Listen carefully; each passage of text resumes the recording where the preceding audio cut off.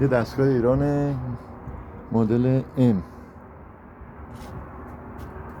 نشتی آب داشتیم از بلوک راست که اومدیم چک کردیم از شیر اطمینان بوده، بار بالا میرفته، گیج بالا میرفته، شیر اطمینان رو شیر پرکن رو صفر نمی کردن، آب بالا میرفته و گرفتگی شلنگ منبع انبساط که آشغالاش بود.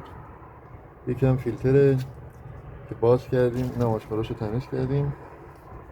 این ماهی یه بار تمیز کنیم. یعنی این کهنه رو نگاه کن، تمام سیاهی هایی که از توی فیلتر من در آوردم.